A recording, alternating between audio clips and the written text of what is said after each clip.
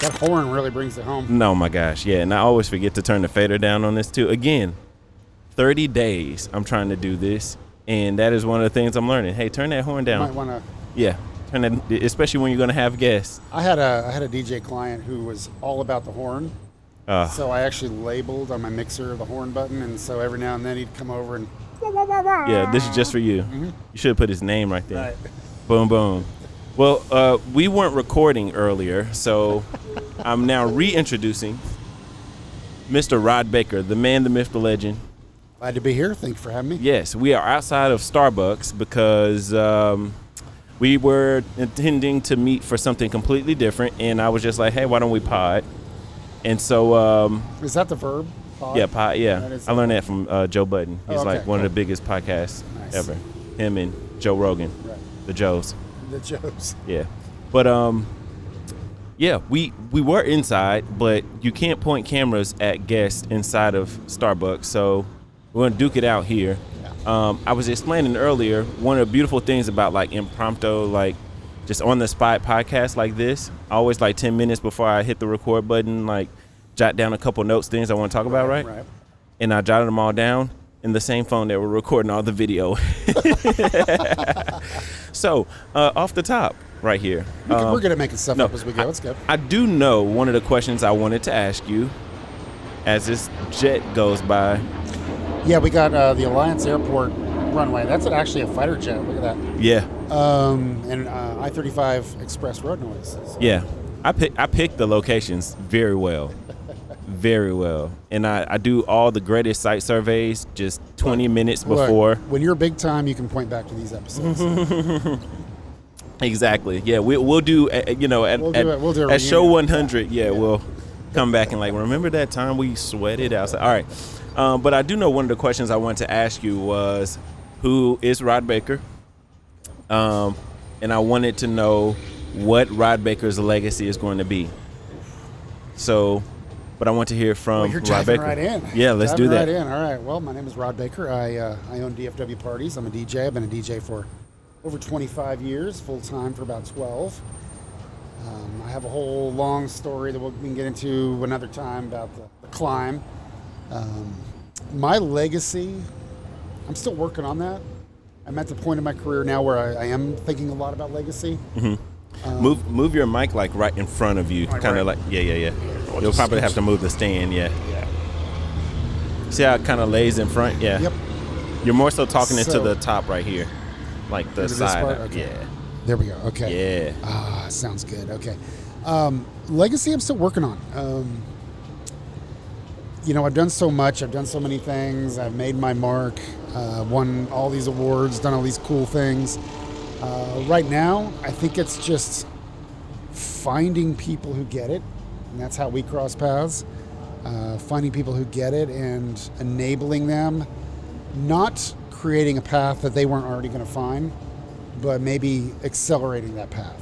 So I look at folks like you, Marquise, Dan Quinn. Y'all are folks that I've come across that were there. It was obvious you were going to make it. You have the right attitude. You bring the right skill set and the right enthusiasm and the right, way of looking at the world. Mm-hmm. And with my contacts and my street cred, if you will, I try to accelerate that process. Yeah. That's how it was done for me. There was one particular girl at a venue who saw something in me, and I shout her out. Her name's Michelle. I shout her out a lot. Garmin? No. This is way before that. No. She's awesome too, by the way. She is.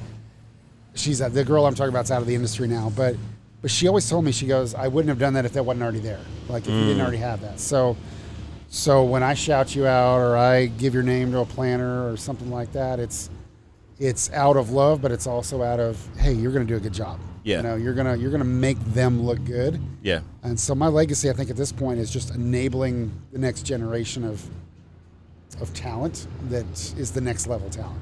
Got you. So my, I guess, goal in life, or just a motivation behind all my goals in life, rather, is to have a thumbprint on as many people's success as possible, right? Yeah. One thing that and I'll be candid here, one thing that I've heard about Rod Baker before really getting to sit with Rod Baker was, is negative. I'm prepping you. You know? Rod Baker likes to attach himself to people or to things that are great to make himself look good, right? Okay. Which I don't know is a terrible thing to do. However, and this is a big thing about me too. This is a side note from the side note. I'm all about, I don't care. I can sit and do lunch with you or whatever, and you tell me about a person, then you look on Facebook and I'm with that person at lunch the next day, like, yo, what's up or whatever. Right. And it's all because, not because I want to go to that person and tell them what you told me about them. It's all because I'm going to give that person a fair shot. Okay. I used to cut people off from talking about people who weren't present. Like that was my thing, right? It's like, hey, that person's not here and I've not met them. Out of respect for me and that person, can you just not talk about other people? Let's talk about each other.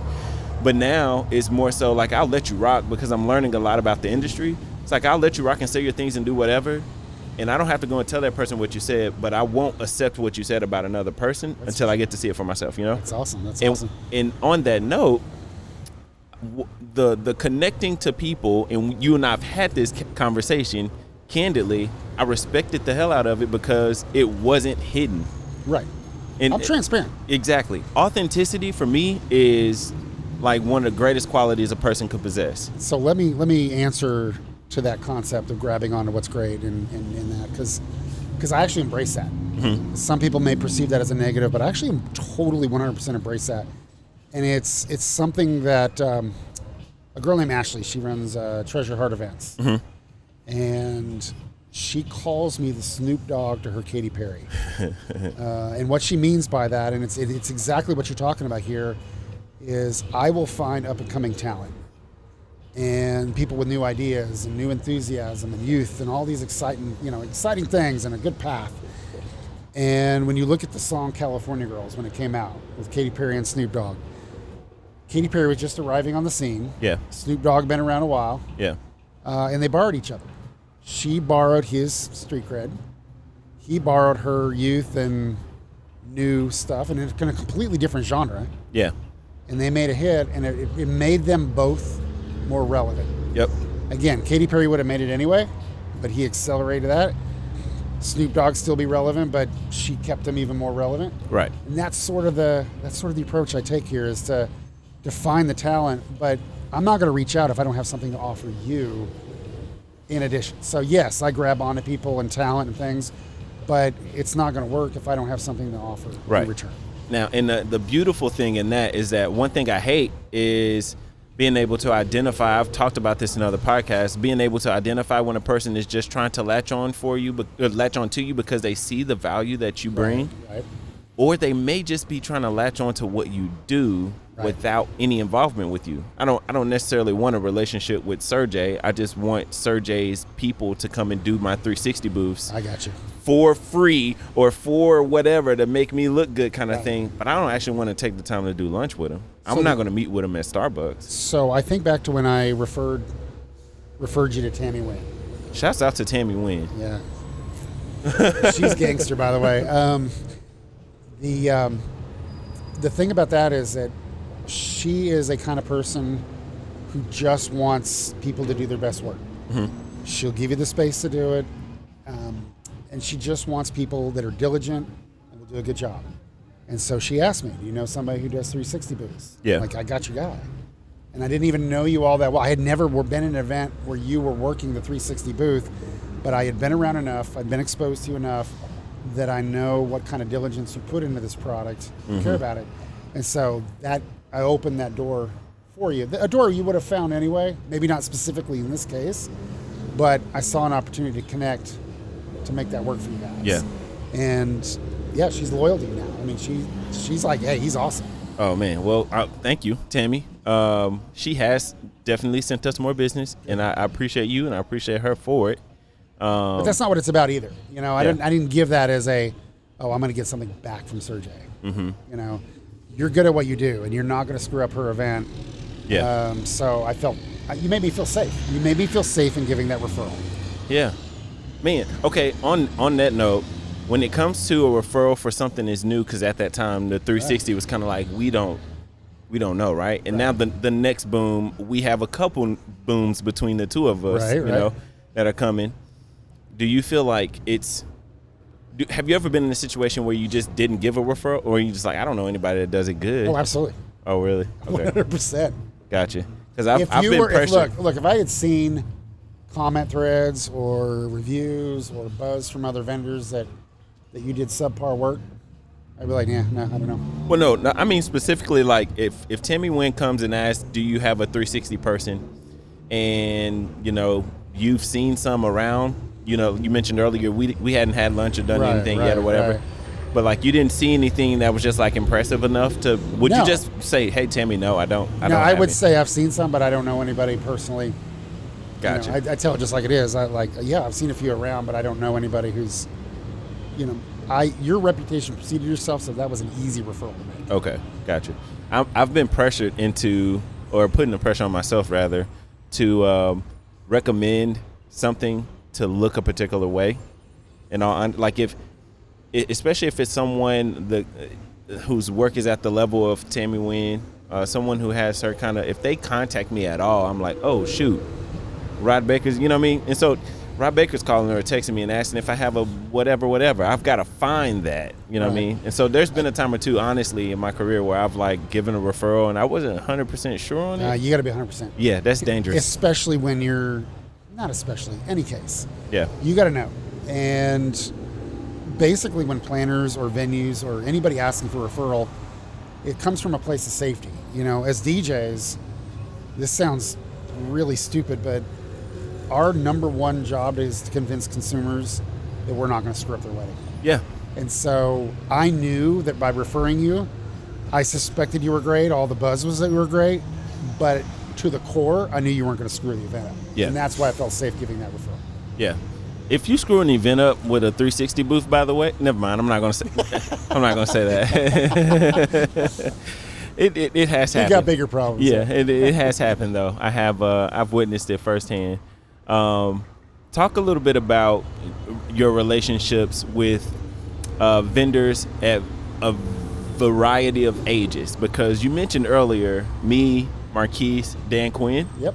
And I just thought about it, like those are three different age groups, I guess, between the three of us. I don't really even look at the age anymore as much as I do skill level. Okay. Enthusiasm. You know, I'm 50. And as a DJ, as a white 50-year-old old guy, so to speak, I should not be relevant. There's absolutely no reason I should be relevant. But I keep up with the new music. I'm as into this and as passionate as I've ever been. I'm packing dance floors easier and more full than I ever have in my entire career. So just by internalizing that, I'm not going to judge anybody as long as they're doing what they're supposed to be doing. Cliche, age is just a number, but it is. Yeah. It is. So, I know 20-year-olds who act 70, and I know 70-year-olds who act 20. Yeah. What do you find, because you mentioned both age and race, what do you find is kind of like a common conversation right now revolving those two in our industry? Because obviously a few years ago, like George Floyd and, you know, equal opportunity for everybody, blah, blah, blah, blah. But I'm starting to see some specific ones. I'll answer this question in a minute, but I'm curious as to what you see circling those two subjects. I think what happened during that period, you know, during COVID, during George Floyd, during all those things that converged at the same time, when we were apart from each other, we basically had to rely on our other senses, and our other sense was watching each other on social media and how we reacted. And George Floyd specifically, when the day it happened, I had some things to say about it on social media, and I had somebody that I had known for many years come out, and it was pretty much just full-blown racist. And I had to deal with it, and I had to deal with it front and center. And we argued on social media, and then I finally just, after about 15 minutes of this, I deleted him. You know, somebody I'd known for 30 plus years, and I'm like, that may not have revealed itself, and you know, without all these things converging. And Lance Panton. Oh, my guy. Shouts out to Lance. Immediately texted me and said that was baller. That was you just showed everybody who you were. Yeah. And I wasn't trying to do that. I was just angry at somebody being stupid. But that's what I'm talking about. In that time period, a lot got revealed about how we feel and act about certain things. Was this somebody in the industry? No. Okay. No. But there were some folks in the industry that showed their rear ends as well. And I think time has proven that those people don't get as much business. The industry doesn't have a place for that. Yeah. And I'm grateful for that. Collectively, I hate the term colorblind, but that's not something that I do a basis on. It's your talent level, your skill level, and your enthusiasm level. Yeah. That's what we look at. If you've got those things, then it doesn't matter what.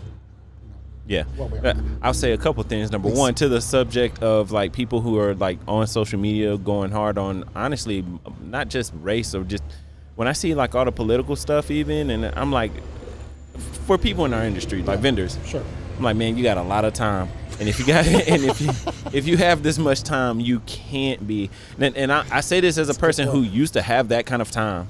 Young me especially, like 20s me definitely had that kind of time because I didn't have that kind of booking.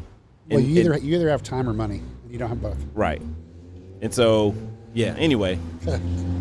Second thing I say, around the subject of both age and race, a common conversation I've been both a part of and kind of hearing through the grapevine is like venue ownership.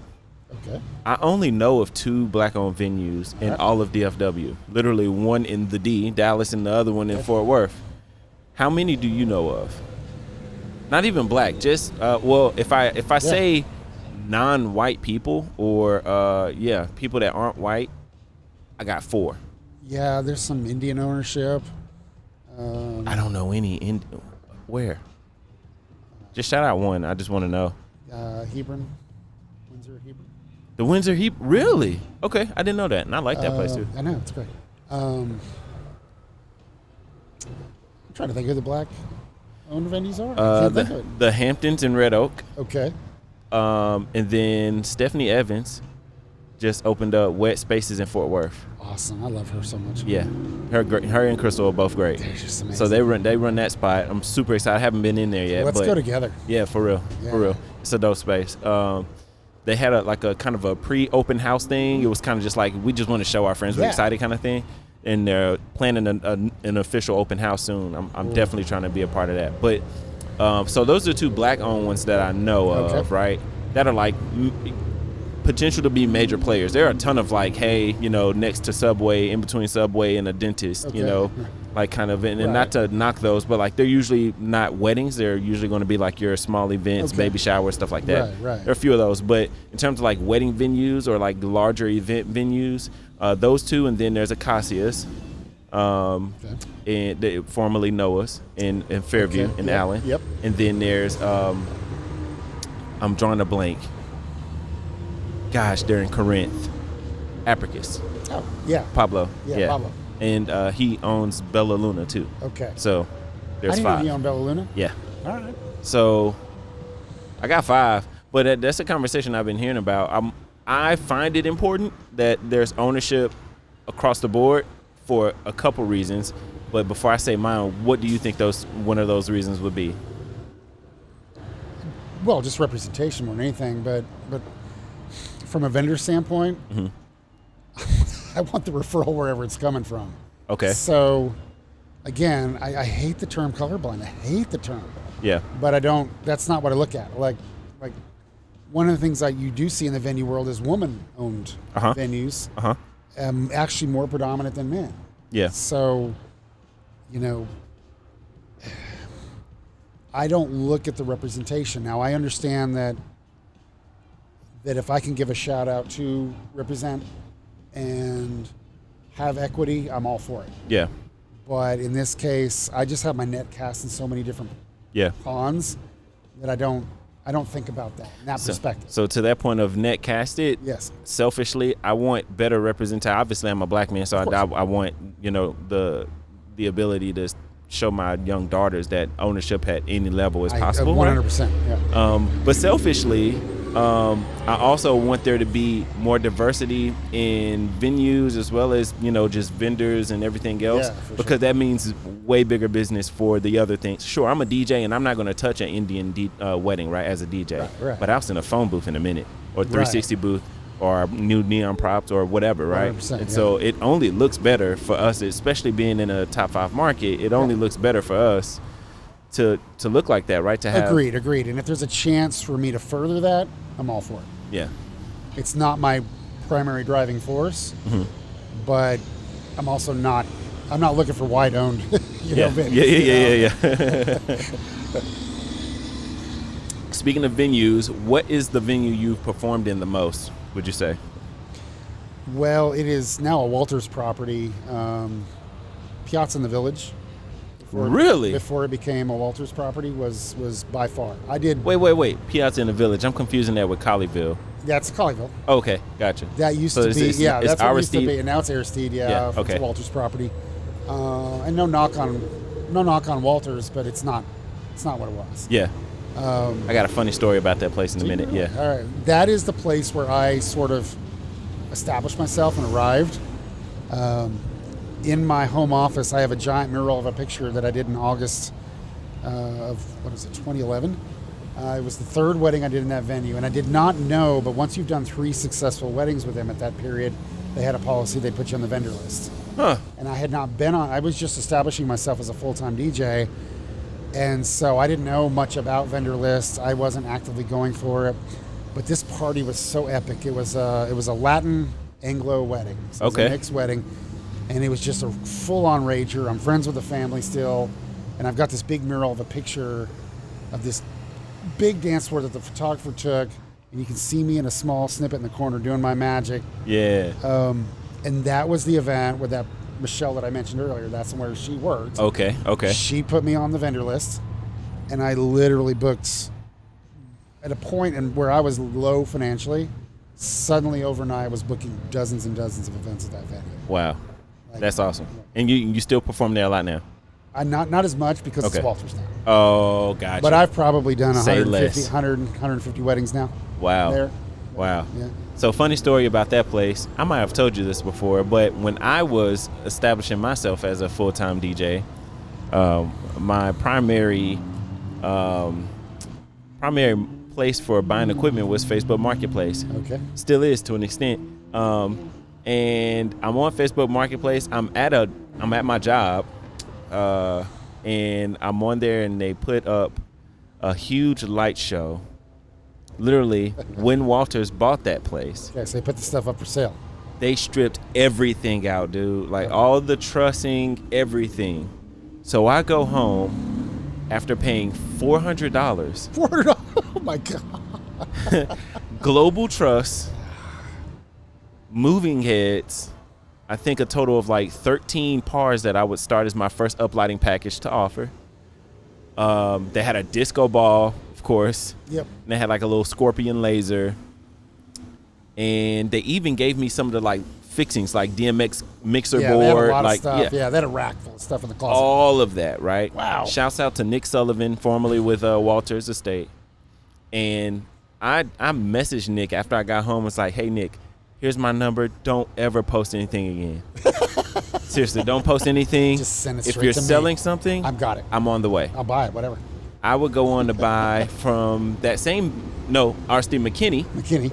They sold me another like 24 uplights. They were like these long bars. The bars, yeah. Yeah.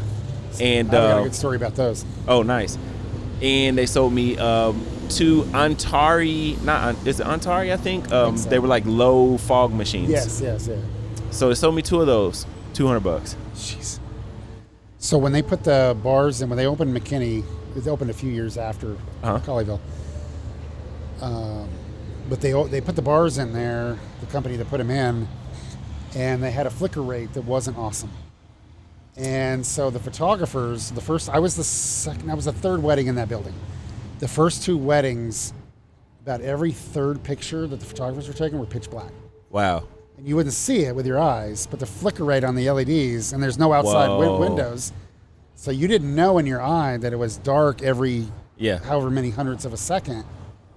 And the flicker was so fast, your mind couldn't perceive it. Yeah. But in the camera shutter, literally like every third, fourth picture taken was dark. And they had to strip them all. Oh, I know photographers hated them. The company had to take them all back, and then they put in these new ones that had a better flicker rate. So those, you got the better ones. Okay. True story. I don't think I ever did an event with. They're so heavy. Like finding a case to transport all of those. Like, yeah, no. I don't think I ever ended up doing. Oh, even funnier story with those bars. I take those bars home. I had like 24 of them. 10 of them I end up giving to one of the DJs, one of my great friends, and he works with me too, DJ Dame. Give him 10. The other 14 I flipped to one Mike Stewart on Facebook Marketplace. Is that how you met him? That's how I met Mike Stewart, bro. Mike Stewart called me yesterday, and he said, dude, I just came across a bunch of short throw projectors. What? And I'm buying 2 of them for $250. That is. See, that's what this is all about. Yeah, exactly.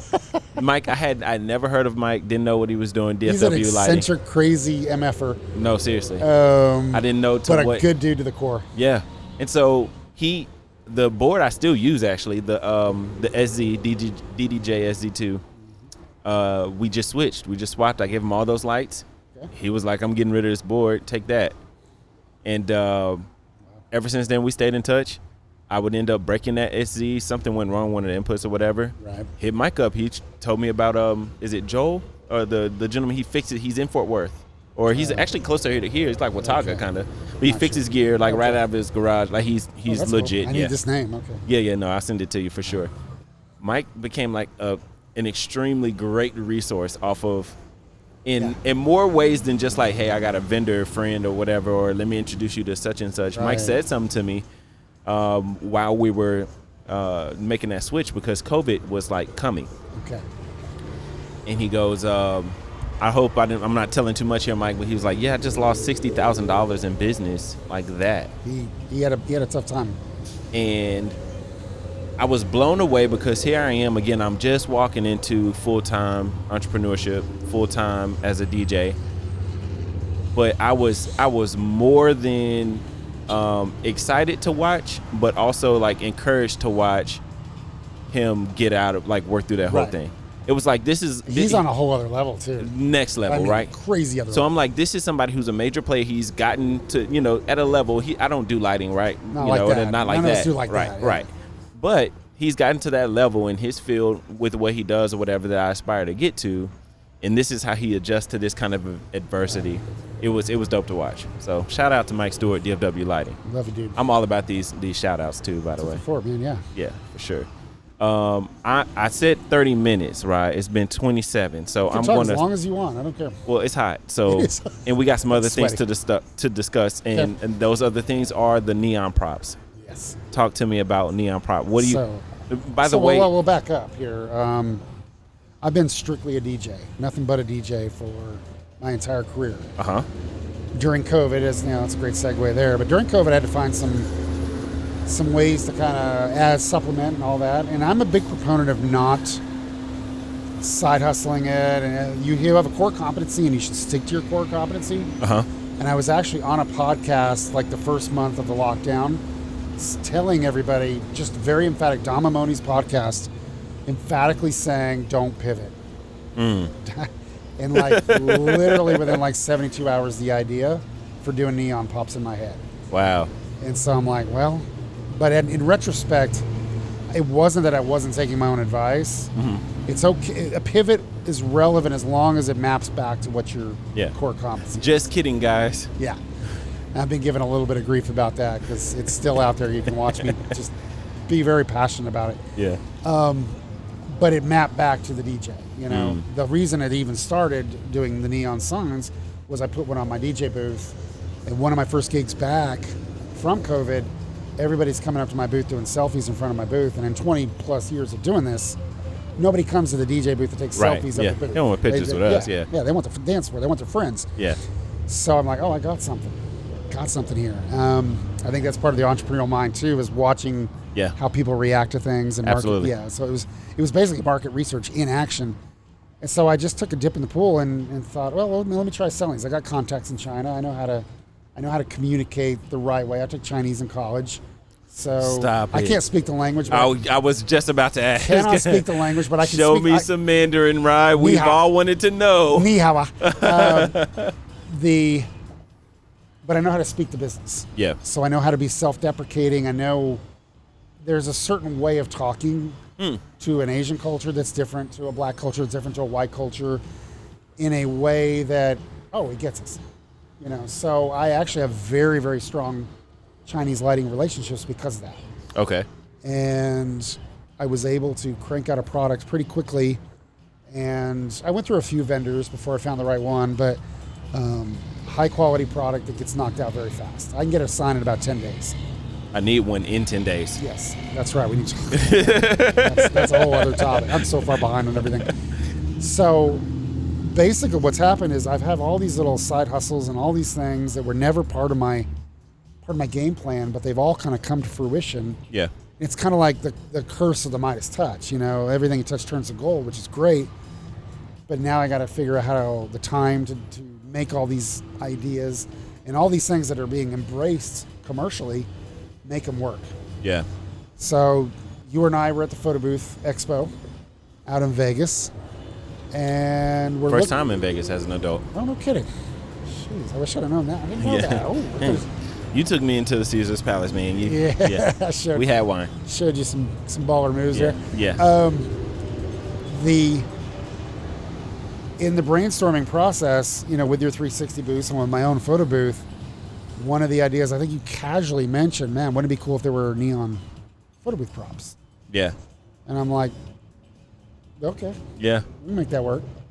So, we worked on some prototypes. It took a couple of tries, to get it right. But I think we've got a product that we're ready to roll out. Heck yeah. We're good. I got them. Oh, you brought them? Yep. Oh, okay.